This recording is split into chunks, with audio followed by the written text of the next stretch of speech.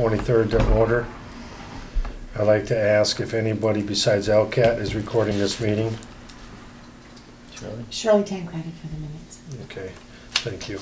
We'd like to review and approve the minutes of the meeting of February 3rd, 2015. So moved. You have to second it. I second it. All in favor? Aye. Aye. I also review and approve the minutes of the executive meeting of February 3rd, 2015. So moved. All in favor? Second it? Yeah. All in favor? Aye. Aye. And at this point, we're going to turn it over to discussion with the superintendent. Thank you. I'd like to bring the board up to date on a couple of items. Over the past month or two, I've noted that the annual water statistical report is due in at the beginning of March. The state has given all the communities in the state about another week and a half to get it done, given the weather conditions that we had. Pretty much done the analysis at this point, and the good news is that we are looking at actually a reduction in what's known as our unaccounted for water, which is basically the water that we purchase that we can't account for, either through municipal uses or selling it to customers. And that a maximum number is typically looked at about 15%. A good number is typically looked at about 10%. Last year we were somewhere around 8.6%. Right now I believe we're going to be actually below 8% this year in the mid-sevens once I finish the analysis. But we're trending in the right direction, that we're selling a greater percentage of what we buy than what we had in some past years. So there's less loss. That's correct. Is that because we have meters on a lot of public facilities that maybe some other communities don't? Or? That's certainly part of it, that we do a good job of keeping track of all the water that we use. Roy Esposito does a good job anytime basically that he uses water for anything, whether it's firefighting purposes. The fire department keeps track of the water that they use. We keep track very carefully of any water that gets lost during a water main break, during flushing activities, things like that, and account for each one of those. And that gets credited against us, so that's not part of the unaccounted for water. The unaccounted for water are the things that you can't add up, you can't account for, that you buy but you don't ultimately sell. So we're in good shape there. The other place we're in good shape on is another item that we have to calculate every year, is something known as the per capita water usage for residential customers, and we're just about where we were last year. We were 78 gallons per day per capita per residential customer, and we're 79 today. Again, well below the number that the state is looking for us to be at. I think they're typically pushing, minimally for people to be below 90, and pushing some people in very water stringent areas to get down in the 60s and 70s. So it's 78 gallons per day per person? Per person, correct, per residence. You basically take the amount of residential water usage that we can account for through the residential water meters and divide it by the population in the town.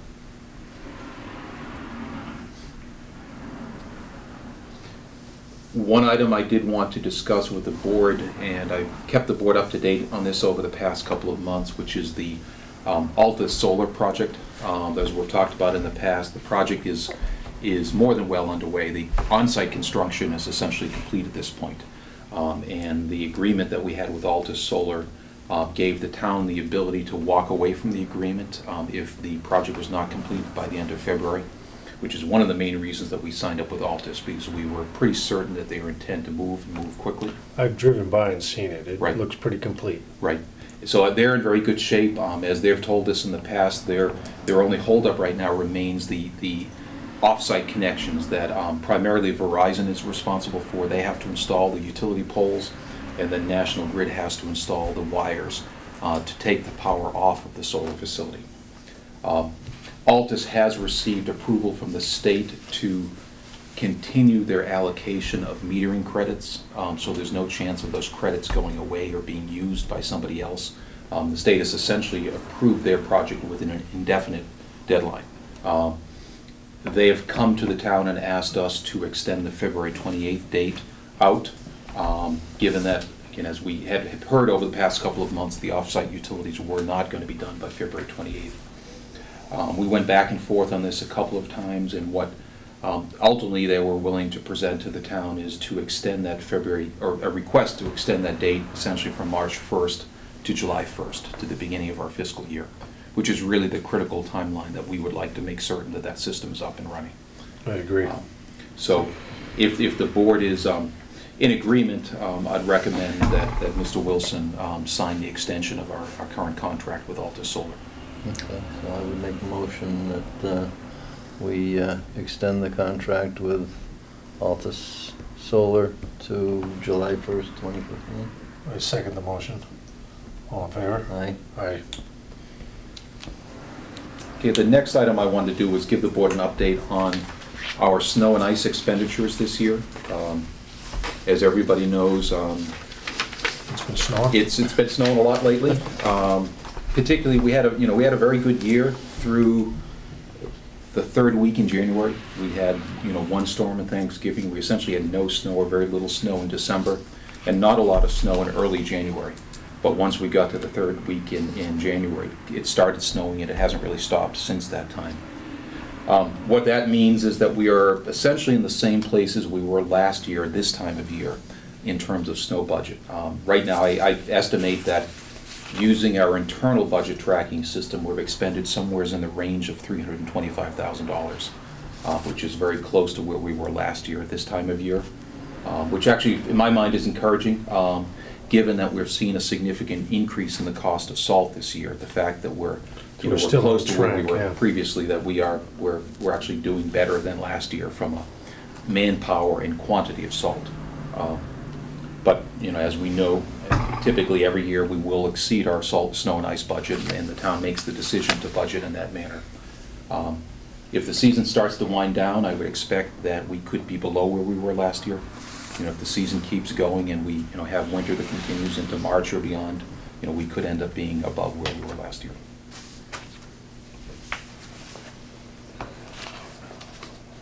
Let's see. Did want to note, just to give the guys some credit, that during the snowstorm, I guess essentially the Valentine's Day snowstorm that started on the 14th and continued into the 15th, in addition to dealing with a snowstorm, we had to deal with a water main break that day. And it was a pretty difficult day to deal with a water main break. Temperatures were down. Cold. Yeah, it was down below zero. Heavy winds. We saw about 3 feet of frost. Fortunately, it was not a major break in terms of volume. It was a break in one of the fittings on Harkness Ave near Anthony. What it did do, unfortunately, is it required us to shut down the Big Y Plaza while the water main break was being repaired. So they were shut down, and adjoining business was shut down from the afternoon on the 14th into about midday on the 15th. Fortunately, they're very cooperative. They understood the situation, but the guys worked hard. It was under just about as bad a conditions as it can get in terms of weather. Okay, moving on, my next item, I had put in your packet 2 draft town meeting articles, and the reason I've done that is that we're starting to get to the point where we have to be putting any department-sponsored articles into the Board of Selectmen. We have a deadline of March 2nd to do so, and since this board will not be meeting most likely between now and March 2nd, I wanted to make certain I put the draft articles in front of you.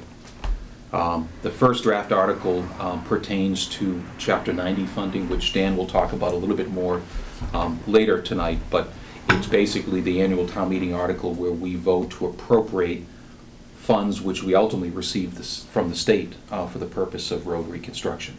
So this article actually doesn't end up costing the town any money, but is strictly a formality that we have to go in order to be able to accept the Chapter 90 fund monies from the state. Any chance of getting more money? We already have. We already have received 50% more money than last year. The governor, one of the first things he did when he came into office was that last year statewide $300 million had been approved, but only $200 million had been released by the governor. This year, the new governor was insistent that he go forward with the commitment, and I believe distributed the full $300 million to all the communities in the Commonwealth. So, yeah, as a result of that, we're seeing about a 50% increase from where we were last year. Good. This does not include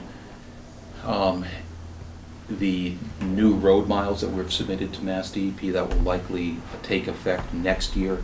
when they start taking it, because what they do is they look at a number of different factors. They look at the number of miles of road, they look at the number of jobs that exist within the communities.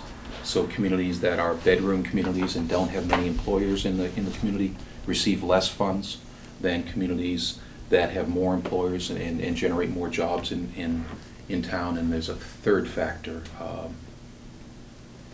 I believe it's population that they look at as well. So you could take a community like Long Meadow that may have the same number of road miles as the town of East Long Meadow, or comparable number of road miles, and we receive significantly more funding than Long Meadow does because of the fact that we employ many more people in the town.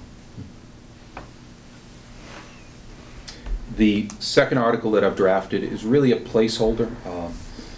As we've talked about in the past, as part of the Board of Public Works capital plan, we are putting forward a phased approach to renovate the town hall, with the overall cost of that phased approach to be about $700,000. We have met with the capital planning committee. It's our understanding that they expect to recommend that project move forward to the appropriations committee, subject to the availability of funding, and that's the big if right now in terms of what level of funding the appropriations committee will feel is available town-wide this year. And depending on that availability, that'll determine how many of the recommended projects are able to move forward. In the event that the town hall renovation doesn't make the next cut, I wanted to make certain that the Board of Public Works sort of reserves its right to be able to sponsor an article on its own at town meeting.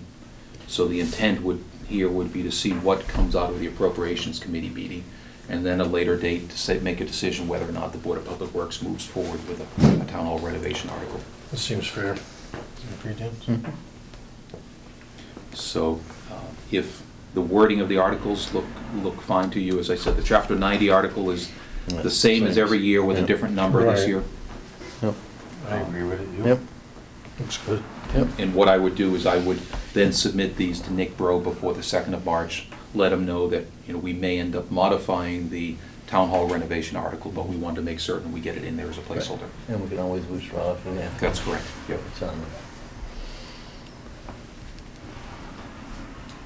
And as I look through my items, the only last item I have is just to remind the board members that we do have a deadline of April 10th to complete the state ethics training and testing requirements, and that does apply to all town employees, including elected officials. And if you need any information, I do believe I sent out the information. What I'll do is I'll resend that email just so you have it at your fingertips in terms of where to find the site that you have to go to online. We have had all our employees go through that. We actually had them come down in groups to the Council on Aging, where they made their computer facilities available to us, and we were able to do 4 or 5 people at one time to get the training taken care of.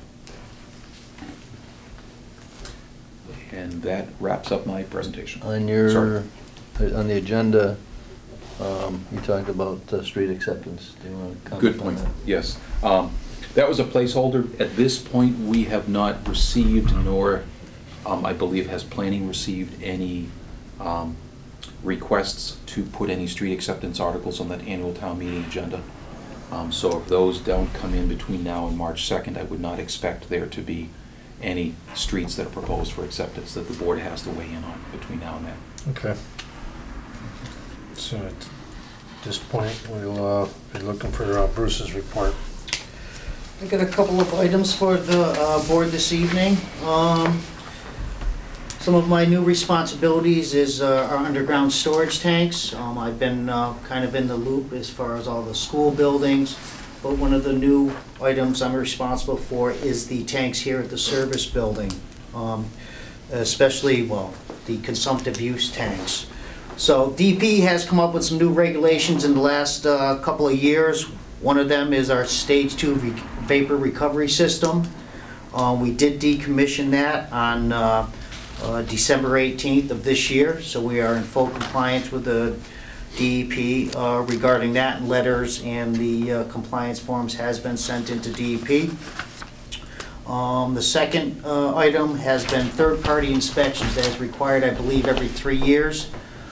We do have that scheduled for all our school sites, but One of the specific sites, which was due back in December here, was done last week. There was a little kind of mix-up with the paperwork from the DEP. It's actually, it was on their website that our scheduled reinspection date was March of this year, but it was actually done late the previous time, so we have to go back to that December date. So anyways, that has been taken care of. We will be finalizing the paperwork this week and sent into the DEP for their approval. Another item that we have done also, the DEP requires a monthly reporting on all our tanks, underground storage tanks in all our facilities. We actually have purchased some software through Bierman Services. This will actually go to my computer. This will allow me to access alarms, low fuel, water leakage. There's double wall tanks. It'll give me all kinds of information if need be in case of any kind of emergency, and to set forth an action correction plan. So that software hopefully will be done in the next couple of weeks, be on my computer, and then I'll be allowed to access those files and programs on a monthly basis, which I must keep records of per the DEP. Is this for all underground storage? All our underground storage tanks. So this is going to help me, instead of going out and inspect the tank in person, I can actually do it through this software. So it's kind of a good thing. We're developing that plan as we go forward. And it is web-based software, so it can be made accessible to others of the department as well. Yeah. So, for instance, you may decide if there's any need for somebody at the school department to see pieces of information and mechanics to see it, it'll all be available to them as well. Yeah, it almost is on the lines too of my building automation system. Any alarms may happen, they will email me directly, so we can, like I said, respond in a timely manner. Second item I have for the board this evening, I did put together in your packet kind of an overview of what I've been doing as far as the vehicle maintenance program. The first sheet you have there is just kind of a vehicle status report. This is going to be taken care of by myself and Mr. Langoni, and updated daily or weekly, or depending on how the trucks are being repaired. So this will be shared with Mr. Collins, the operations manager, on a daily basis. We can access this in case somebody's out or the superintendent needs some information regarding vehicles. And just to give you a snapshot of what's going on with each vehicle, what repairs are being done.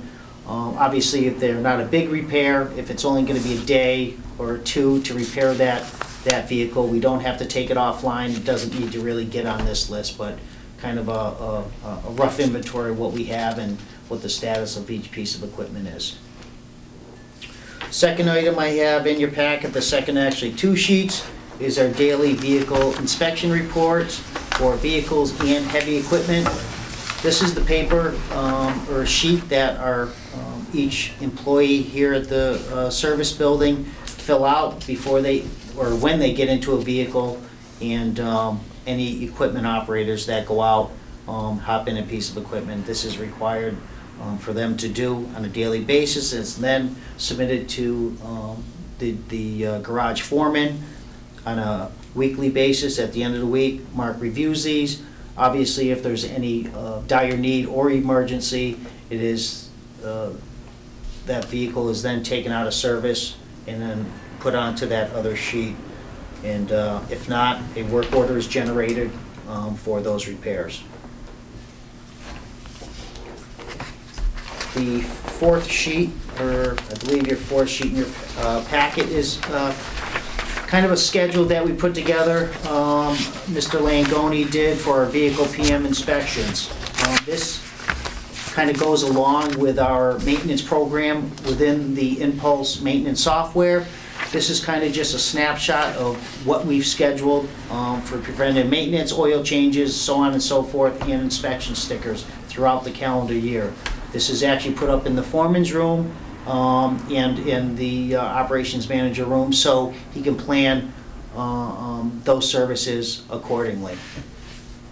Pretty simple calendar. We've actually fallen a little bit behind for January and February, but we are on track again tomorrow with one of those services out in the garage. But like I said, we can move things around and adjust, as needed.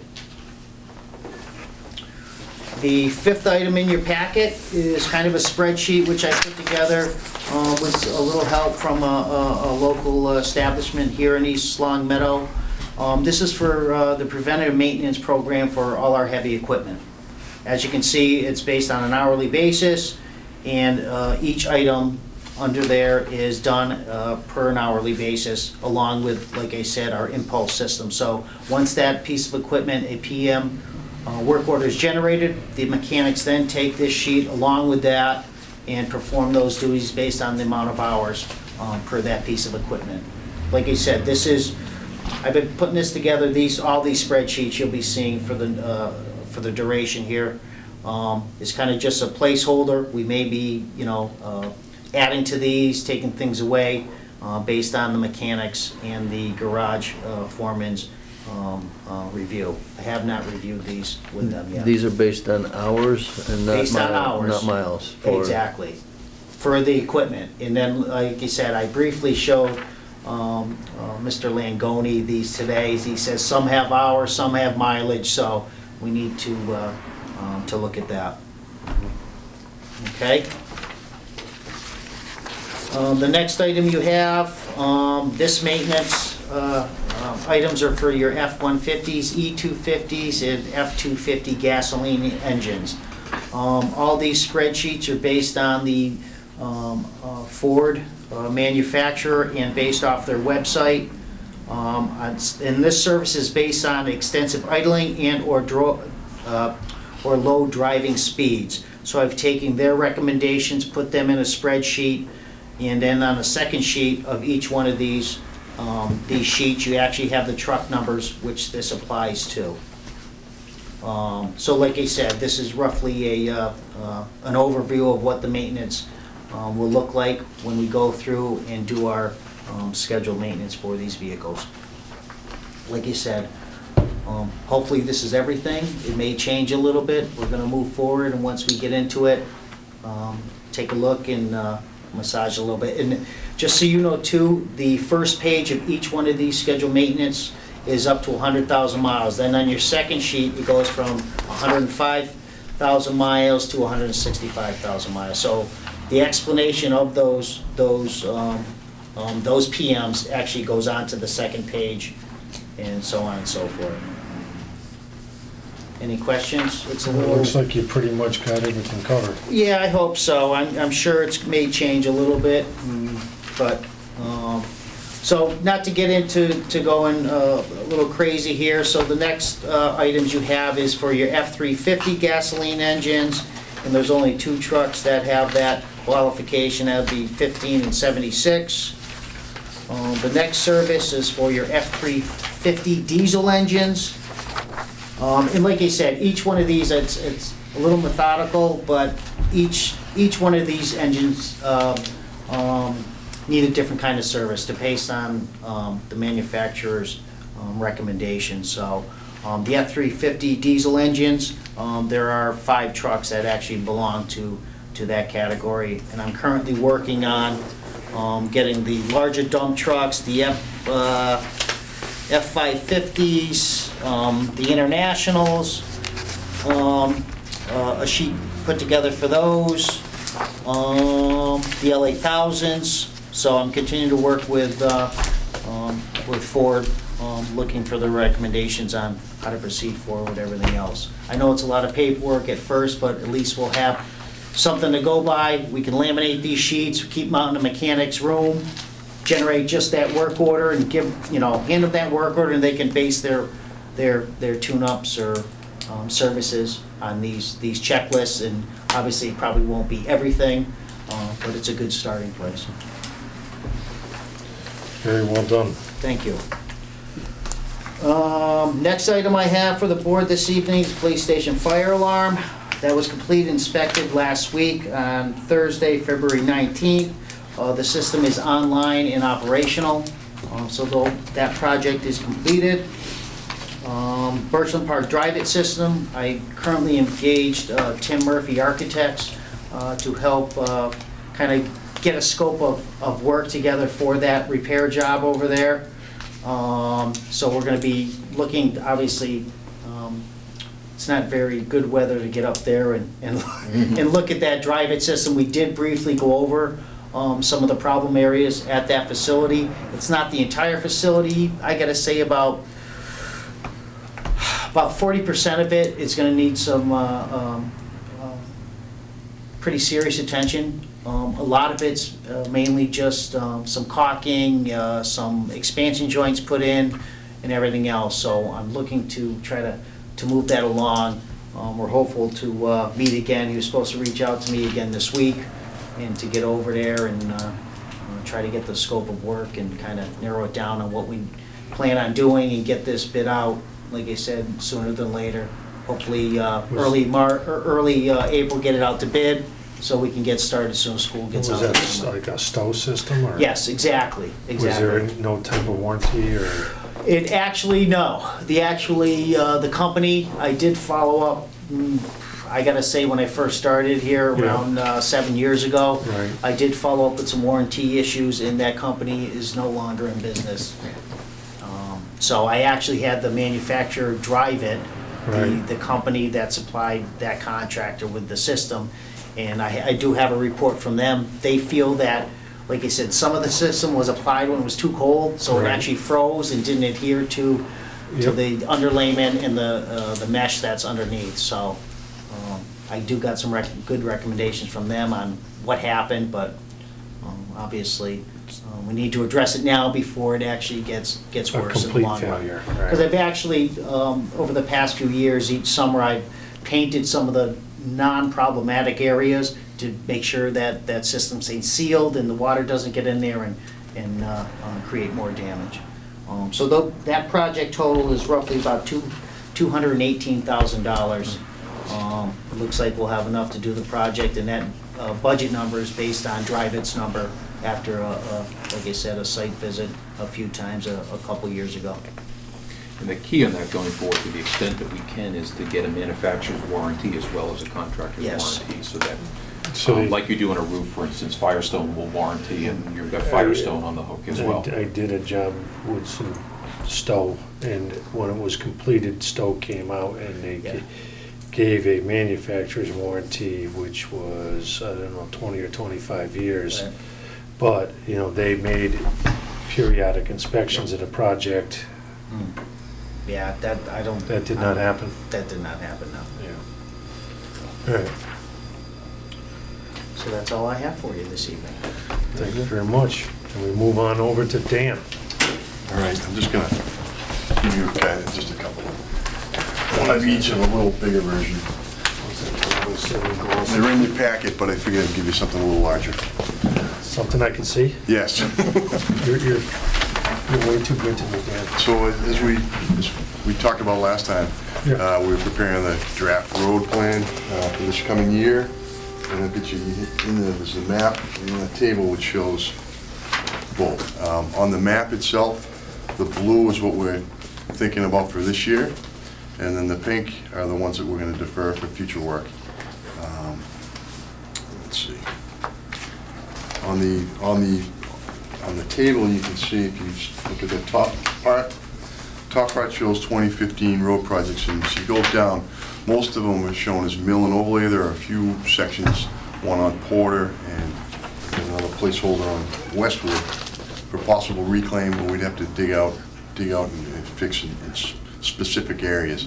I put in a placeholder for 500 feet, or, I'm sorry, 300 feet on each of those roads. Anywhere we plan to do milling and overlay, we'd like to do some coring. We haven't scheduled, but we've got somebody on board ready to do that. We will adjust the roads that we've picked on here based on what we find. The other thing I'll point out is we focused on the main roads. Most of these roads in the blue, they're all heavily traveled roads. We thought that those roads deserve the attention. Let's see, what else do we got? Plans to be modified. We're planning to bid this in April. There are some drain improvements that we think should be done on Prospect. Just be a couple crossing under drains that will discharge into the basins. So the way we'll put it in the contract is we'd have that, we'll do that work in-house early and then save the pavement for, especially for those roads, or that road, for later in the contract, so that it'll be well-defined. We did talk, and it's not here yet, but also taking a look at that on Maple Shade as well. That's correct. Particularly by the school where there's a Yep. fair amount of water that Yep. comes down off the hill. Correct. That's basically it for now. Well, it looks like a very good plan. I mean, Can I ask a I question? went over it with him Sure. last week. Yeah, I'm probably a little bit more familiar with it than you. right. All these are the main streets. Are we doing any secondaries? We don't, they're all, what's shown on the maps, are all pretty much main streets, yeah. I mean, Hamden, Chestnut, Westwood, Right. Maple Shade, Right. Porter. What we're focused on those primarily. If you add up the numbers on here, you'll see that we're still reserved about $300,000 of Chapter 90 money. There's monies remaining from fiscal 14 and fiscal 15. So we do have an opportunity to take a look at what our roads look like in the springtime once the frost goes out. Correct. To make some adjustments, as well as look at if there's some secondaries that are in very bad shape. You know, we do have some room to add some of those to the list. And we may see, obviously, with the pothole season. When we may everything see- settles back down and the Right. frost heaves go away and, yeah. Okay. You doing it? Mhm. Yeah. Yeah, I think it's a good plan and the fact that. Yeah, no, I just know there are some secondary streets that need some attention, and, Yeah. you know, just wanna make sure that we save a few dollars aside to Yeah, take care of some of those. I think he's got like 300. Right. We are also looking at, and you can see a little bit, setting some monies around too for additional, you know, probably even a larger scope of crack sealing work this year, done earlier in the year, so we can try to keep as much water out of the base of the roadways as we can, and And we like- maintain what we have. And the spot patching. Right. Like we did. Yeah, well.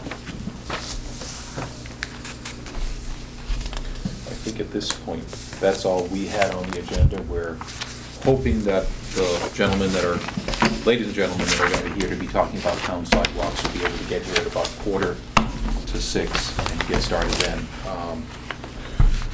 We can probably talk about meeting dates for the next meeting, although without Mr. Mayberry here, it might be challenging. Actually would be easier to come up with a date, but the question is whether or not he could actually be here at that date or not. Why don't we put it down, and then if we have to change it, we can change it when we check with him.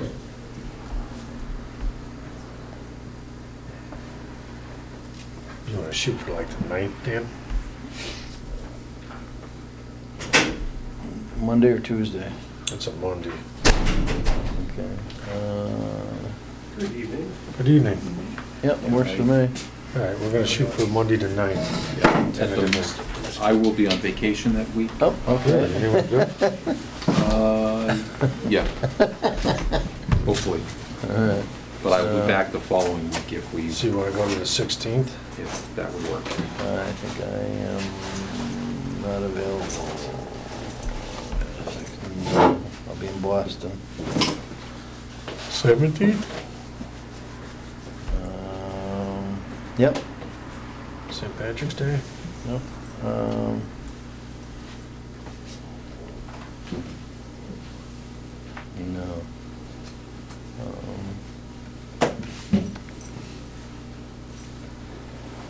Can we do a Wednesday? I'll do it Wednesday. Wednesday the 18th? Wednesday, 18th. 5 o'clock, and then we just gotta bounce it off of John.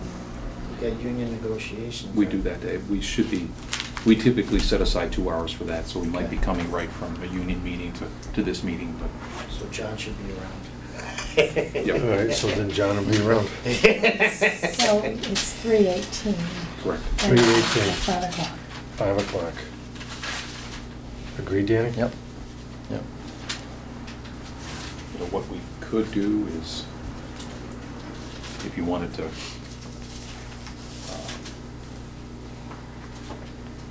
temporarily put the meeting on hold and then reconvene when we get all our sidewalk guests here tonight. Okay. Because it'll be, I'm guessing, another 10 minutes or so before people get here, if not a little bit later than that.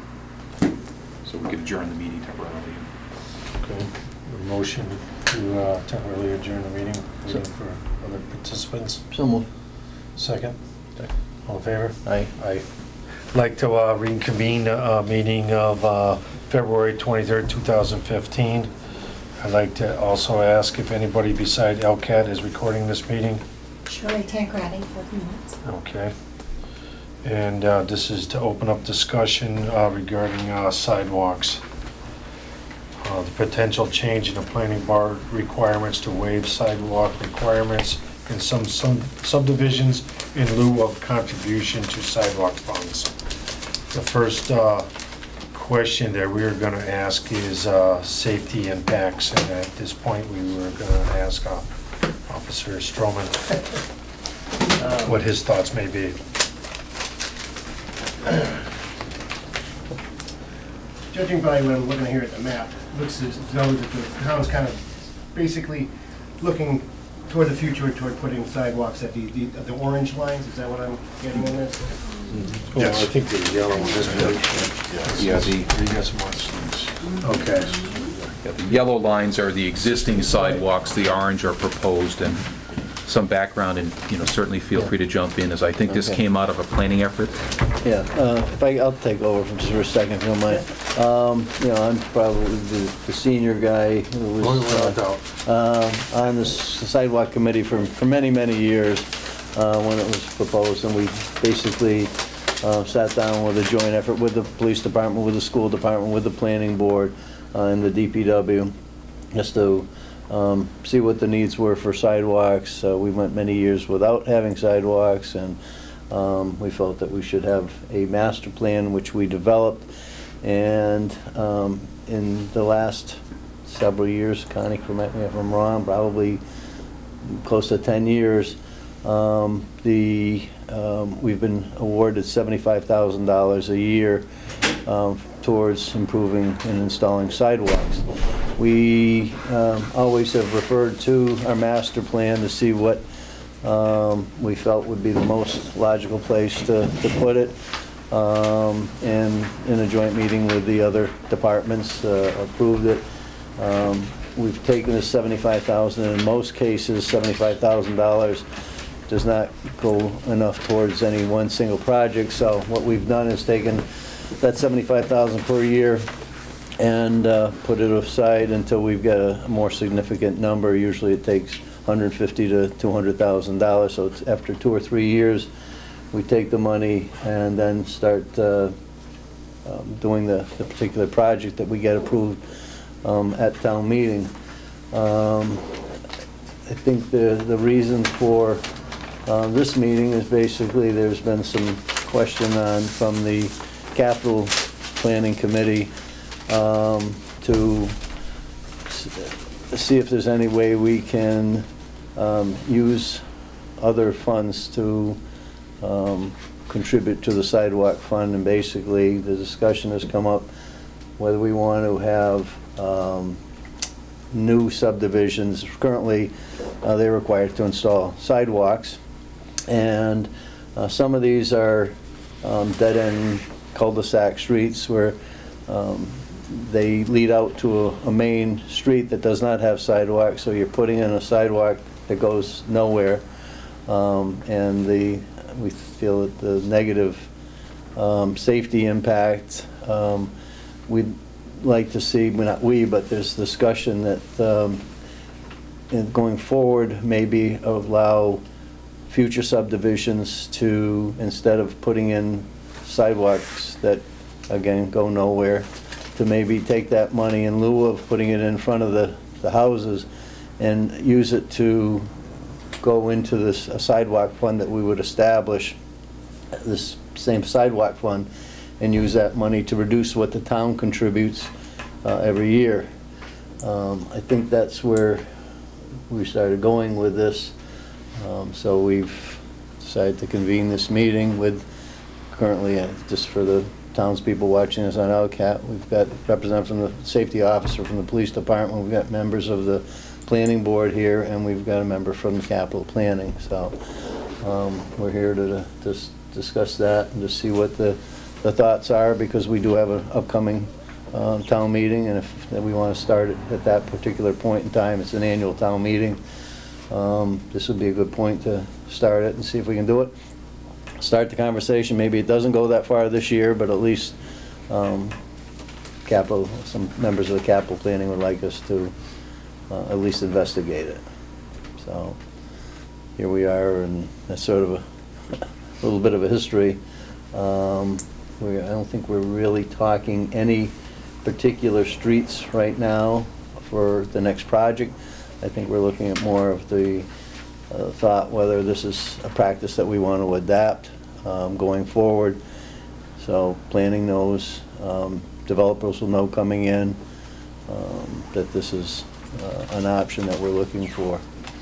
And I think that's why we're here. So rather than put the safety officer in the thing, maybe.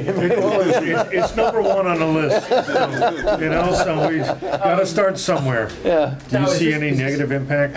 I think depending on the development being proposed, I could see it being done on a case-by-case basis.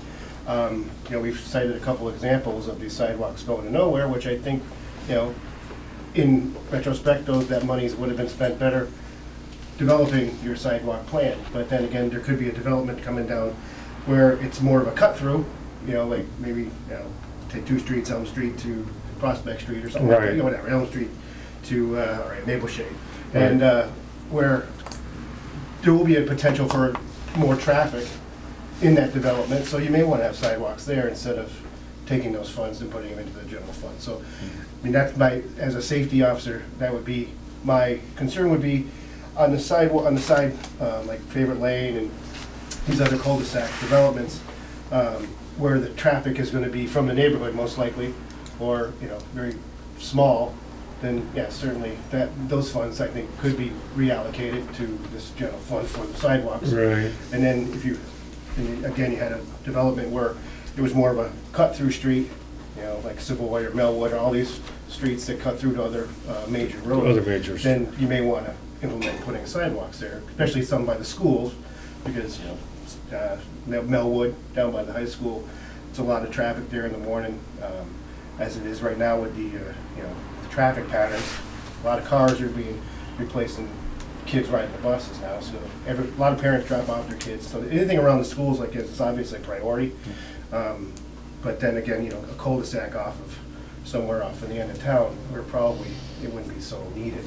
Right, the school department did give us a wish list on particular roads like that you're talking about.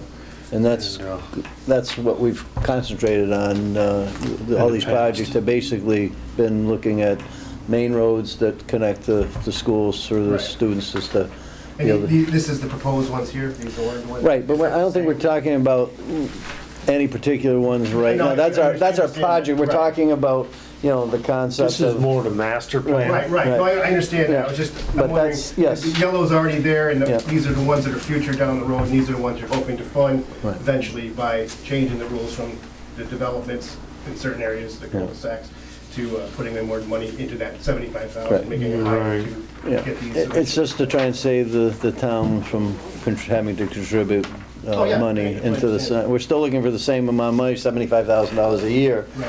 But it would come from whatever we don't get from a subdivision that particular year, the town would make up the difference. Compensate. So it's not gonna change the money spent by the contractor, right? I mean, either they're gonna put sidewalks in their development, or they're gonna Right. put money towards Towards so the they're fund. not looking at any type of Right. upcharge or And our concern is that we can't put a dollar amount, say it's gonna be $40 per linear foot, because every single Right. case is different. You don't know what the terrain is, if you have a retaining wall Right, like a or anything maple else. shade So, versus you know, a arbor.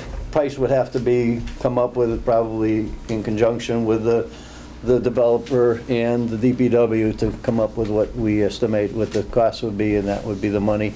And then that would go into the sidewalk fund to reduce the town's annual contribution. That's basically all we're looking for. Well, as far as the safety officer, I don't see, I see it on a case-by-case No, basis. Case by That's case. what I'm thinking. It's not gonna be a blanket. It's Point gonna be, well right, taken, yeah. it's not gonna be a blanket thing, and it's not gonna be a blanket dollar amount. It's just gonna be a potential option. It gives planning board and DPW and safety the opportunity to say, yeah, well, we think we can, Right. you know, not require them to put it in and to contribute to the sidewalk fund in lieu of. All right, I think we move on to the next question, which would be, how would a waiver applicably be determined? You're the chairman, Mike? I am. To touch on a few subjects. As a member of the planning board, not speaking on behalf of the planning board, I know we talked, there's a $75,000 yearly allotment, if you will. Yep. Personally, I'd like to see any monies added to that, not subsidizing it. So if there's $75,000 there this year, I want to see it next year. This would be in addition to that. Again, in my humble opinion, try to get sidewalks where we need them sooner rather than 10. Sooner than later? Right, I don't want to. That's your opinion? That's just my opinion. Okay. That being said, Stu brought up a good point. We have, originally, when we spoke to Mr. Bates about this, he was completely against it because in his mind, the town was going to be connected with sidewalks everywhere. According to master plan, that's just simply not true. I look at Great Woods, and I'm guessing there's $2,000 to $3,000 feet of sidewalk. And yet, there's no master plan for them to connect to any main roads whatsoever. So if you put a dollar amount to that, that could get very high very quickly. There's a perfect example where that money could be, applied to that sidewalk fund to get us further sooner. Right. That being said, there are going to be places where sidewalks are going to attach to other sidewalks. So I think that's something, it will have to be on a case-by-case issue from a safety point of view. And one of my other colleagues brought up, the developer may advertise it as a community with sidewalks. Well, that's the other thing that I was just gonna say, Right, there's like pros that and cons. neighborhood in particular, they might want the sidewalks Correct. because they might wanna walk around that neighborhood, and it may be advertised like that. Yep. So I don't think it could be a one policy fits all. I think it will have to be on a case-by-case basis. I think the developer would have to be involved. I think, his input and/or decision would be respected. Right. And I think ultimately it would be his decision. Well, it's his project, so Correct. I don't think we can ask him to Right. develop it. But I think if we put the option on the table, Right. I think some people may take it. Right. Some people, correct. Well, currently it is required, so. Currently it is and required. they have to do it no matter what. So Right. this would only allows the option to make it so they can opt out if everybody's in agreeance. Right, and I Yeah. think that's, you have to agree on a price per foot, Right. what they're gonna contribute, what is gonna make it easier for them, what's gonna make it best for the town. There are no perfect scenarios. Right. I think, and let's not forget, we have a casino coming in the next year or two. Roads are gonna get busier, there's gonna be more cars, there's gonna be a greater need for sidewalks. And, currently, I don't know what the linear footage adds up to the money per foot. I don't know if it's 8 years, 9 years, 10 years, 20 years. I don't know those answers. I'm sure somebody can do the math and Right, figure it out. $75,000 a year. Doesn't go very far. 50 years. Right. Well, 50 years, Mike. What's that? At the current rate, 50 years. That's an honest answer? It is Yeah, probably in the roughly. range of 25 to 50 years. If you take Yeah. a look at 8 miles of sidewalk, Okay. to pick an average number, because some of these sidewalks, like Pleasant Street, even Elm Street, for instance, would be a fairly expensive Yeah. sidewalk to construct with all the impacts to the area along Elm Street. Okay. If I used $100 per lineal foot on average, which is kind of in the middle, it would be 50-something years, that's $75,000 a year to get to that number. All right, so we're talking generations of families going without sidewalks. Right. Right. think I mean, it's- I think we as civic leaders can do better. Yeah. I think we need to look at other options, and I think there are other options. I'm But I not saying mean, have all in the answers. same token, we gotta keep weighing the tax rate too. Exactly. And that's- It's a balancing act. It is a balancing act. I know there's gonna be ideas, pros, cons. We got any more input from the planning board? Yeah, George Kingston, speaking for myself as a member of the planning board, I'm going to be a contrarian here. The direction in planning is to go to what's called complete streets, which provide pedestrian, bicycle, and vehicular traffic, all accommodated on the same street. This, giving a waiver here goes against that concept on new streets going in.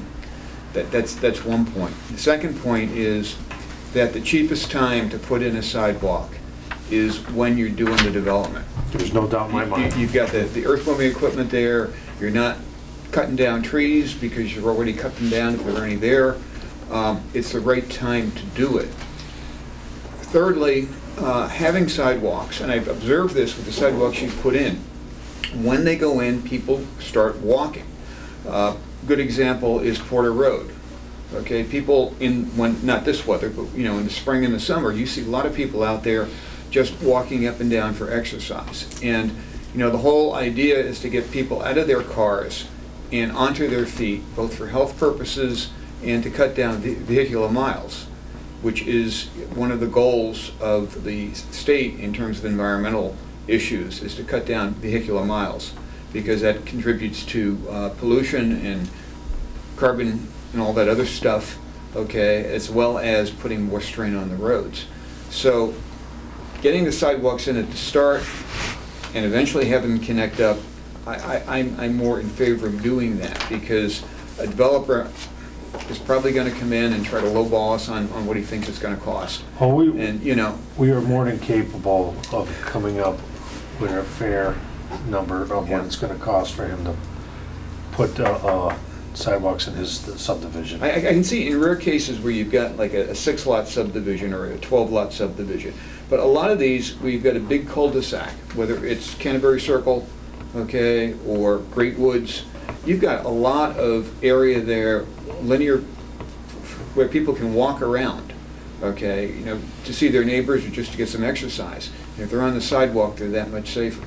So Okay. that's my personal opinion. So basically, you're saying a case by case, but you would prefer to see. I would prefer to see the sidewalks go in on the subdivision, personally. Okay. Any more comments from the planning board, and then we'll move to Connie. Sandro Mesha, planning board.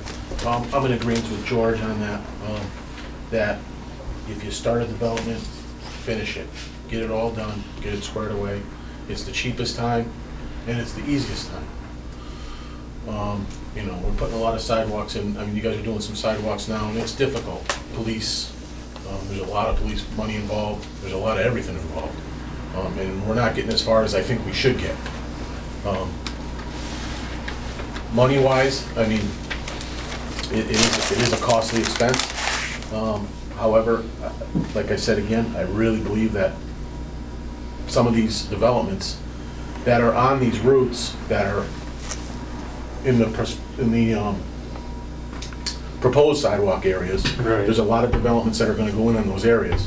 So Right. why don't we just square it up now, get it done, and use it that way? So To me, what at you're least. saying is you're in favor of keeping them in the new I say subdivisions? keep in the subdivisions, make your entrances and exits at the ends, and get them all safe for the kids, and have them done.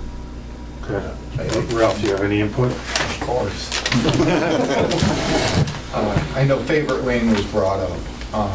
If you take a look at it on the map, you'll see that they're proposing a sidewalk down Lee Street, which would connect into it. It doesn't connect now, but in the future, it's going to. Right. It's a small subdivision. What we would have gotten for the sidewalks in there would not have done very much on Elm Street. I mean, I do understand the case by case. There are some situations where there will probably never be a sidewalk connecting to it. But again, being the lowest cost, when you're doing the development, it seems like the smartest time to put them in. I would be interested to know what a bid would be to do the rest of the sidewalks. Just 7.5 miles or something? 7.5 For the miles. whole town, For the- in Bonded. Well, being that For right now master- we have our best bond rating we've ever had. If we're already putting $75,000 a year into this, if we did a 15-year bond, would 75,000 cover it and have all the walks done at once? I mean, the price isn't coming down at all. And we know if we go out 20 years or 15 years, the cost of installing them is going to be double. All right, so basically what I understand right at this point, the planning board is all in favor of keeping them in the subdivision. Right? That's what it sounds like to me. Well, three out of 5 of us have expressed our opinion that way. We haven't I think Mike basically deliberated as a wants to board keep and it. voted on it or anything Yeah, no, like that. so. my opinions are my own. Yeah, yeah. I'm looking at ways to get you gentlemen more money to Oh, get sidewalks done sooner rather than later. Right, okay. I'm going back to my original argument, well, I do appreciate, we do need sidewalks in subdivisions. Some of these subdivisions are never going to attach to sidewalks. All right. They're never going to happen. Okay. Whether it be 10 years, 20 years, or 50 years. Okay, we'll move on to Connie, who's I can representing. speak to the question of doing everything. If we were to, and I'm, without having done an exhaustive analysis, if I was to pick an average number, $75 a foot, which is not a maple shade sidewalk. Maple shade sidewalk, when we built that number of years in today's dollars, that's about $400 per foot to build something like that. Probably the lower end sidewalk where it's simple, not a lot of excavation involved, might be in the range of $40 a foot. So if I pick $75 a foot, As an average. as an average, that would be $3 million. $100 a foot would be $4 million. And $40 a foot would be $2 million. So it's a number of, in the order of $3+ million, if not more.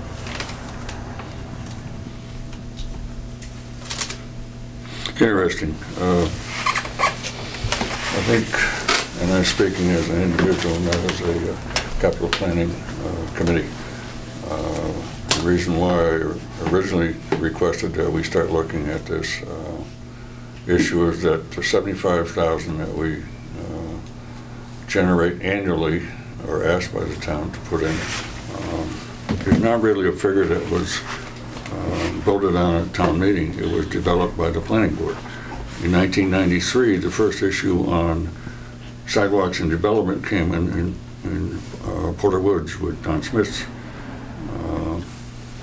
It was thought at that time, the beginning of sidewalks, where they really end at no place on Porter Road with no walks going towards the schools. And the issue was, safety officer at that time recommended the best thing for the town was to start putting the sidewalks in the subdivisions, and that's where it developed. And that's several years ago. Now we're at the point in capital where we have examples, 33 requests this year for projects. Unfortunately, we're only able to fund, because of economics, possibly 9, possibly 10 projects. We keep getting further and further behind annually. My thought was, by being able to take the walks to go nowhere in areas where we're not going to possibly put sidewalks, to take that funding for potential development and put that towards an additional funding toward the sidewalk fund, so that we can move forward in a more quick manner to accomplish walks that where we need. Example, Elm Street is a dangerous, dangerous place, and the longer we wait, somebody's going to have an issue. We have a safety issue. I took a ride this afternoon, Meadowbrook School, 156 cars waiting to pick kids up. That's it. Granted, they're not going to walk in this weather or take the bus. They think they're saving a dime, but they're not. But unfortunately, we don't have enough movement to get moving quickly. You do what you can in your summer. We've got 95 grand left in that, I've been told by the powers to be at this point, to move forward in the next phase of sidewalks. I think by moving the sidewalks away from developments that may not ever have a sidewalk going to anywhere on the main drag, we should look at this for the future. Okay, and with that said, I mean, potential annual revenue. If we carry a $75,000 requirement, whether we get it from the developer and we subsidize it in taxation, at a $40 linear foot, that's going to give us 1,875 feet.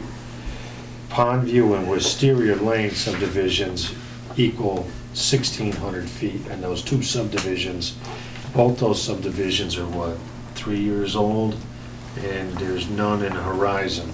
That 1,600 feet doesn't get us to the 1,875. My argument on that was, we've got a main drag, and then we've got these little subdivisions off the sides of these main drags. How do we not know where all these developments are gonna go? So if we're building these developments, and we're approving them without a sidewalk, and then later on, we need a sidewalk in this subdivision, we need a sidewalk in this subdivision, then we're just walking all over ourselves, and we're not getting anywhere at all. I say finish it, get it done, make a master plan, cut the town into 4 pieces, and pick a section, get that whole 4 sections done, and work from there.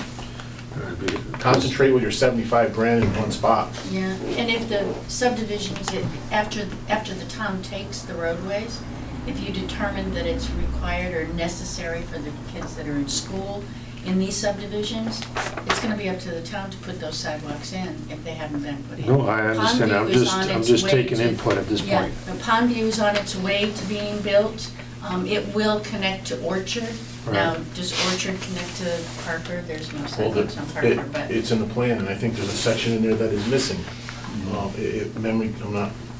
pretty sure there's a spot I there I that, believe there is. there's a spot that's So- missing, which is not very long. It's kind of, I- you know. Just I think it what needs my to be point reviewed was, more, yeah. those two subdivisions don't add up to a $75,000 at No. a very conservative number of $40 a foot. And that's, And now- that's being a brand-new development, which is a hell of a lot cheaper than putting it in. Well, that existing. $40 would be the conservative point at Correct. a new subdivision. Correct. And had this been done years ago before Great Woods had been started, Great Woods would have contributed a lot of money. We're not looking at I don't think we're good. It's gonna be some that time size before we see anymore. that type of economic You know, The development. only one we There's really just have not a that's lot. that big is Bella Vista, Yes, that's which it. isn't a three-phase. Yeah, And we've got a brand new development across from that, Rufino. We've got two more going in on that street. but nothing huge like Great Woods was. Eventually Prospect will be done. There's Yes. a lot more land on that, Yes. in that neighborhood Yep. that can be developed. Can be, but, Ed, I mean, we need to keep moving forward, even at this $75,000 number. You know, we're Agreed. looking at 25 to 50 years. Agreed. At the rate of development with these smaller subdivisions, you know, there's two subdivisions right there that are gonna span 5 years to develop, and we still haven't reached 1 year's worth of financing. Correct. So with that said, the next line we got, did you want to say something? I do. If you took that money and added it on to $75,000, that would give you roughly $130,000, $140,000. I understand that. Like I said, this is just Okay. a fact finding. I mean, that would almost double that fund. This Very is the shortly, very point I'm quickly, very easily. attempting to make. Keep the 75,000. Example, other departments, for several years have advocated, we know we're gonna need a fire engine, we know we're gonna need new trucks. Right. How come we don't put a certain amount annually in a kitty? I understand And have that, and it's a good point, a valid point. We have not done that to this point. Now's the chance possibly to accelerate your work, take the 75, keep it, but add the 50 or 80 or 90 grand, so you have it in the kitty. So you're also in favor of keeping the 75? Oh, certainly. Oh, okay. That's good. Not throwing it out. Okay. Oh, all right, see, I'm sorry. I didn't understand that. I thought you were. Yeah, I think we're all in agreement to keep the 75. Okay. Like, Oh, okay. Nobody's All right. interested in subsidizing that anyways. All right, so then the next point would be the variable cost of development, which Bob covered. $40 would be like the brand-new subdivision, easiest scenario. The $400 a linear foot would be something like we did at Maple Shade School. Yeah, I think that So would be a case we by case. brought that to the table, everybody understands that. So that would bring us to the next question here, a system to ensure the funding. So we can't accept a bond, we'd have to accept cash like a sewer connection or a water connection, if we're gonna go to this in lieu of. Right, which we already do when we do subdivisions. You have to either put up a bond, cash, or a covenant, which is basically the town holds title to the land until the developer pays back the cash money. So I think, I'm not speaking from a legal point of view, I think with the assistance of Jim Donahue, we could probably figure out something that would Well, satisfy everybody. I think we're gonna want, from the DPW standpoint, we're gonna want cash. Right, I understand Just that. like a sewer connection or water What if connection. you go as they sell a house? There's, rather than developer putting all that money up front, I think there's ways around it to make sure that everybody's covered, everybody's not feeling impact, and everybody's So beneficial. every house pays for its frontage at, Correct. so if house number 1 comes in for a building permit, Correct. he pays for his sewer connection, his water connection, and his 100 feet of Right, that is sidewalk. certainly one idea. Okay, cash. Yeah, and I'm sure some Because people. we got in disagree trouble, with we that, got but in that is a trouble, great we idea. got in trouble with some bonds I know, in the past. and that's why I don't think we do bonds anymore. Right. And that type of concept has been put in place recently with the convenience store and gas station that was approved at the corner of Shaker and Chestnut, where a check was written to the town and those monies were put in the bank and reserved for a specific purpose. And I think the other thing we have to do is make sure that we pass at the town meeting the right to keep this money into almost whether it's a revolving account or something, but be able to take that money and accept it and earmark it. So it doesn't go into the general fund, it goes directly into the sidewalk. Designated sidewalk fund. Right. We would need to develop some type of communication though, so that the planning board was aware of this deposit, because once, if you were talking about when he gets a building permit, the planning board doesn't get a notification. Right, there's gonna be some details that certainly need to be worked out. Right. I think right now we're trying to get. We're trying to get get any interest in even pursue it. Right now, we're trying to grab the concept. Right, and we can always work out the small details. If you guys came and said, no, we don't want it, we're strictly sidewalks, as we've heard, there's no Right, because we have a lot of provisions in place now. no for roads. deviating from it, then let's not even waste our time moving forward. It was, brought to us by, members of capital planning that said, would you look into this as a possible option? And that's basically why we're here. If it's decide no, then it's no. If it's yes, we can pursue it and go forward. But basically, it's your call, really. It's your department. And we would do it in conjunction with your department. Correct. We certainly don't have the answers to, what you guys do, and what you guys are responsible for. Right. When we release monies, at partial releases, we depend entirely on DPW, because it's not what we do. I think we just need to know whether this is something that you would, take a vote on and say, we're in favor of going forward with it, or we have no interest in it whatsoever. We want to keep the policy, keep our bylaw the way it is and no deviation. Now, remember, this is not a bylaw, this is the subdivision regulations. Okay, well, which do not have to go to town meeting. Okay. No, it has to be a public meeting. We have to hold a public meeting and get input and the whole thing and then vote on it, but it's not a town meeting issue. But it's gonna be case by case, and I would think that one of the requirements would be, I think we're talking about a $40 a linear foot number for something that's pretty flat here. So if we get into some topography changes, that may not be the case in a particular subdivision, and that particular subdivision, because it's got retaining walls or something, would probably need to be reviewed from maybe the town engineer, and he comes up with an estimate of what those should go for, and the developer and the engineer agree on what the value is. And then if we as a town choose to adopt this policy, that would be what the developer would have to abide by. Right, and that way, of course, it's also adjusted for inflation. Right. 10 years from now, it's not going to be $40 anymore. Right, we review everyone's case. Each one will be determined. And the other thing is that there's not a particular, as you're saying, the changing of the regulation as opposed to bylaw, that is, we don't have anybody here asking for it, so it's not like you're getting pressure from a developer to do it, and so it doesn't look like you're trying to take care of somebody. There's no To me, this request. sounds like this would be an amendment to your requirements, or an alternate to your requirements. Well, I think what we would do is we would draft a change to the subdivision regulations. I think, at a courtesy, we would send that draft to you for review, and if we, as a board, vote on, excuse me, Mike, if we as a board then vote on it positive, we would hold a public meeting or public hearing, whatever is required, and then take a vote on whatever was proposed and either accept it or reject it.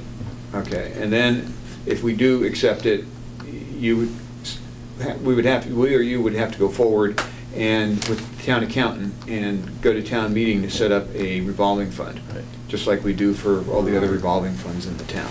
I would. Well, if it's a revolving fund, it just allows them to make a deposit into the existing account, accept money from the developer to be deposited. Whatever into that required. Right, okay, yeah. I think we'd like to have a little bit more than just the courtesy of reviewing it. I think the verbiage would have to be to our advantage, so we don't end up with a shortfall of funds in any particular. Well, that's what I meant. You would give us your formal feedback on it, and any changes you would recommend, and you would vote on that, and then we'd take it under advisement and change it and vote it and see how it goes. Because we don't. Right, that type of interaction we do all the time. Yeah. In fact, Yeah, you Robin have has already reached criteria, out to us to talk about updates to the subdivision regulations that are on our short list of things to get to this season.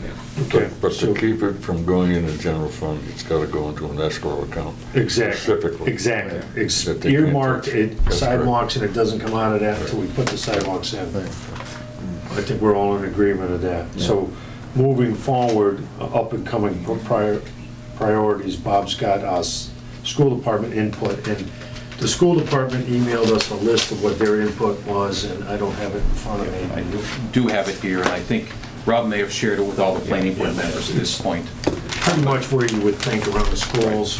What Gordon Smith had spoken up in terms of priority was, he indicated that Pleasant Street would be a high priority, Elm Street would be a high priority, and I'll have to, remark both of those are on the higher end of projects, particularly Pleasant Street, Value in terms of cost per foot.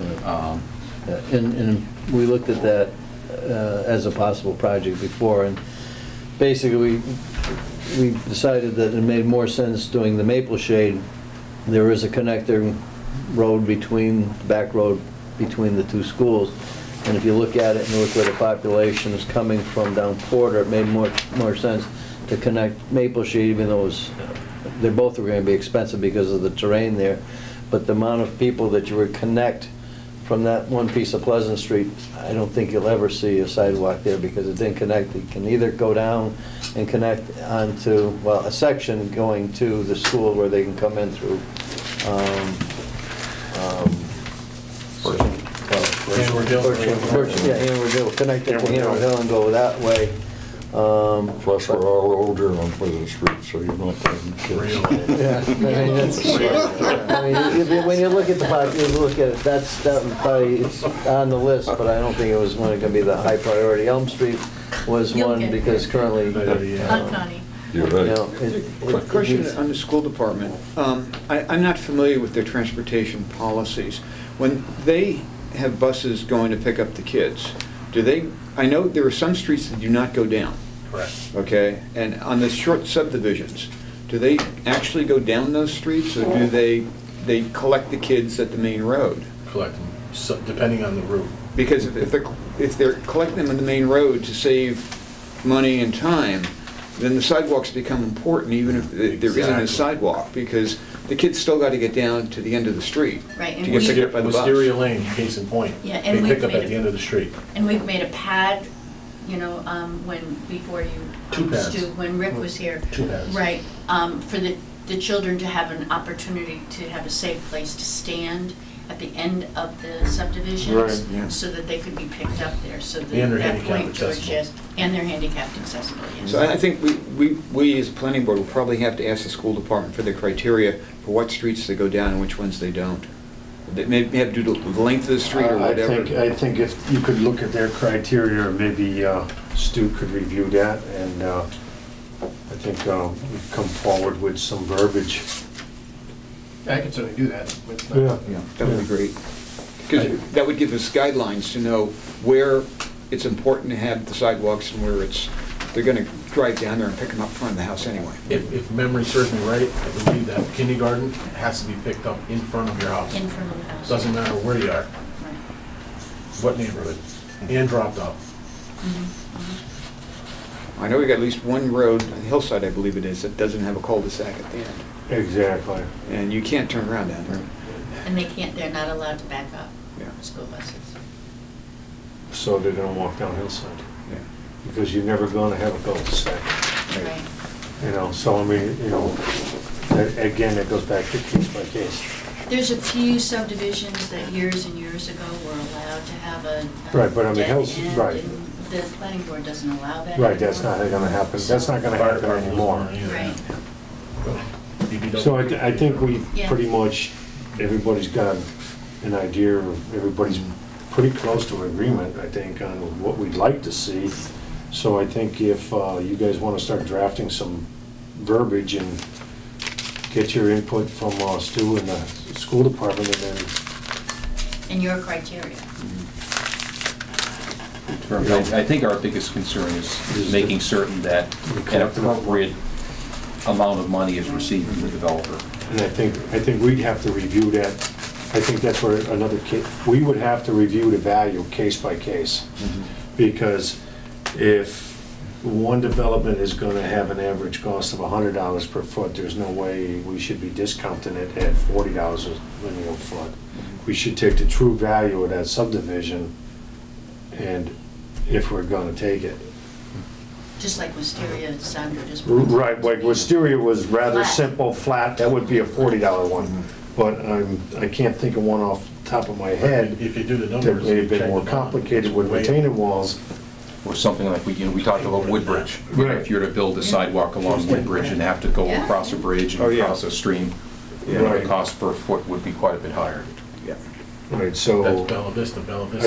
I think we should Yeah. look at the value of those case by case and apply that value in the planning stages of the developer. And then he's gonna know up front what we're gonna be looking at for cost. And then we could address it at a lot by lot case, so, Yeah. you know, when he came in and he was looking to develop that lot and get the building permit for that lot, I see. that he would pay for his entrance fees and his sidewalk fees and his driveway cuts. Yeah, I don't think it's out of the question to sit down with the developer, you know, pre-building, whatever. Right. You know, and hash it out, you know, he's gonna have, you know, certain companies can do sidewalks for less money than other companies. But I think with some discussion, you know, granted, with the We experience you come guys up have. with something that's fair and equitable for both parties. No, because the developer's not gonna want to shortchange himself. No, Or the and town's gonna some want to some themselves. developers might say, hey, look, I don't want to give you Correct. the money, I And want we- the sidewalks. In all fairness, we have to give him that option. Hey, he's the guy stepping up to the plate, and it's Can't his, be subjective. Cannot be right. Cannot be subjective. You have to You be know. very careful about that. Another question I have too, is this it, or is this open to change? Everything's open to change. Everything's Okay, I didn't know if this open. was set in No, no, stone, or... this is the latest, and It's a until we have the money to go forward, that's when we'll talk about, open up for a sidewalk discussion Okay. with everybody, school department, everybody will be again talking about what's the next project, this is what we would propose, or here's what we think makes the next sense for a project, Okay, and then get everybody in agreement, because it's gotta be sold at town meeting, we want everybody on board. understandable. What has to be sold at town? The money, oh no, it doesn't, because it's. Well, some of these Well- involves maybe some land takings and some other, we had a little bit of that on Parker Street. We had to move a couple poles, do some land takings. Certainly, if we did Pleasant at some point, there might be some issues So, and with if, slope right, easements. Pleasant Street, we'd have to do the same thing, so that would probably have to go Yes. at land taking, I believe. Some of those can be done through rights of entry, they may or may Yeah. not need. Easements? Yeah. Right. You know, I mean, I'm just trying to think Yeah. of Again, That's complicated. again, it's a case by case where we're gonna develop a sidewalk. It should be minimal in the full scheme. Yeah. Right. We wanna minimize it to keep it as effective. Simple. Everything's gonna be, you know, the road's not straight, we gotta take a little bit more to get the sidewalk to fit, whatever. We gotta move some poles, I mean, we did all of that on Parker Street. So, I mean, that's why we jumped a couple spots there. Pleasant Street was a huge project. Right. It was huge. The second half will be even. So I think we're Right by Yukon, that whole. at the basic concept. Yeah, we just gotta implement it. You know, I don't think it's gonna be easy, but I think it's possible. Right. So I think, Okay. you know, DPW, the concept, I think, is, I mean, we're Workable for us. agreeable to the concept. My only thing is I don't want to, you know, I don't want to say, okay, we're going to give every subdivision 40,000 square foot. And, No, can't do you that. know, No. That's not we realistic. got to have a true value applied to that if we're going to be fair. Well, for argument's sake, just right now, when a subdivision comes in, the plans go to, you know, Right. and you guys put a value on the road, and the builder comes up with a cash bond, what have you. Right. You know, and the sidewalks are an element of that An number. element of the cash bond. So- Right, yeah, there's a whole, We're there's just a kind of line item. extending the perimeter just a bit more, but we're well within what we've been doing, you know, for the past 20, 30, you know, since the Right, so subdivision has been in. really you're not changing it, you're just making an alternate to the regulations. Yeah, there's a line item for Right, for right. sidewalks. So they're alternate, they could check this alternate and they could opt into it. I don't think we can force them to it. No. But we can give them, they could check this alternate and they're gonna, instead of putting these sidewalks in, they could opt to take that alternate and give them the money. Rather than put a whole bunch of sidewalks in and then they crack before we accept the road, we go out there and say, hey, this one, this one, this one, and this one need to be changed before we'll accept it. because we just did that on Black Dog. He had to fix a bunch of sidewalks Yeah. before we accepted it. Yeah. And, you know, he gladly fixed the sidewalks that he didn't break them, they were broken by other people. But, I mean, hey, that was his, you know, I gotta get him fixed before, What is your take on concrete versus pavement? right at the moment, I think we found that concrete costs twice as much and it lasts twice as long. So, I would suspect just as planning board has different opinions, Board of Public Works may also have different opinions, so we don't have a hard. Yeah, I'm a concrete guy. I'm a concrete I guy. am too, and I think aesthetically it looks. Well, that's it, you know, we're 100% gonna put a black asphalt down in somebody's, in front And of then you somebody's get into house. summertime in the very, very hot Yeah. temperatures, and Right. somebody rides a bicycle, you have the. Yeah, it doesn't last aesthetically, it's not No, I think good, so. I mean, Well, it's at the proven day over of years. Wilbraham is doing. At the day of installation, they are, let's, for argument's sake, say they cost the same. If this sidewalk's gonna last 40 years, this sidewalk's gonna last 20 years, dollar for dollar, you're getting the same value. And if you're only getting half the life, this is gonna cost more to replace it 20 years down the road. So I think argument, maybe the asphalt might cost you more because you're only gonna get half the life because of the dollar value. 33 years ago, the state road was Prospect Street, and that's all blacktop, all the way up to the bottom of the hill. Yeah. You've passed it a couple of times. Yeah. It's doable. Yeah. You're not driving on it. Cost factors. And we've got 41,800 feet, I think, is what we're looking at roughly for Yeah. what is on the map to do. Right. Look at the cost. I mean, there are areas where maybe logical not to put $40 to $100 in. Also, it gets the runners out of the street. I know a lot of people that run will refuse to run on concrete. They run in the street, even though there's a sidewalk, because they want to run on the blacktop, not the concrete. Let them run in a subdivision. Another cul-de-sac, just keep I can tell you, there are times I come up Portal Road, and there's somebody in the road. Well, I mean, there's plenty of Charlie on the nice MTA. neighborhoods that you could park your car in, run around that neighborhood, and but they choose to run down Elm Street. Smoking a cigarette. Let them run on the rail trail, that's what we built it for. Well, run on the rail trail, right? I mean, April. it would be a better choice. Safer. A safer choice. Okay. You can run it 3 times or something if you had to. I think we're all in agreement, I think, yeah, I think it's and time to move we'll forward. wait for the planning board to bring back some verbiage. No, No, not we're at gonna all. move forward with discussions. We're with discussion. We have a I was gonna path say, forward. we have. We have a path forward, right? There's no- We right, have yeah. a line We've got right some down the hit middle over with the plan. the heads with some, rolled up paper towels and newspapers, but. Well, we're gonna hand it back to you. Yeah. Because And we're it's, gonna, yeah, we'll open up the it's- public, yeah, get some public input, Yeah. and, So you want to have a public hearing on it? Well, Right let's away, or let's do you get guys let's get wanna some verbiage talk written about it down first? first. I think that would be wise. let's get some Go in. agreement amongst the members. And Yeah. I've talked to plenty of people, and some of these big neighborhoods want the sidewalks going past their neighborhood. You know, what we could do is have a public information meeting prior to the public hearing, if that's, Feedback instead I think what I'm hearing, though, it's Dan, I. time to move forward. It's time to move forward. And it all starts on- I think we've discussed this as much as we can, I think we all agree. I think you just gotta get some verbiage, and we tweak the verbiage, and I think we can, Looks like you're gonna have to we get can some move forward, numbers. and it'd be up to the developer whether he adopts it or not. Okay. Good. All right, Or thank you very or much. you will allow him to opt out. Correct. Yeah. All right. Thank you very much. Thank Okay, you. thank you. Thanks, guys. Good seeing you. Thank you very much. I'm gonna leave some cards if you guys need them, okay? All right. Obviously, you know the number for the police department, but, You have any more maps? I got good to see you. Thank you very much. We're gonna take a motion to adjourn the meeting. So moved. Second. All in favor? Aye. Aye. This concludes the meeting of February 23rd.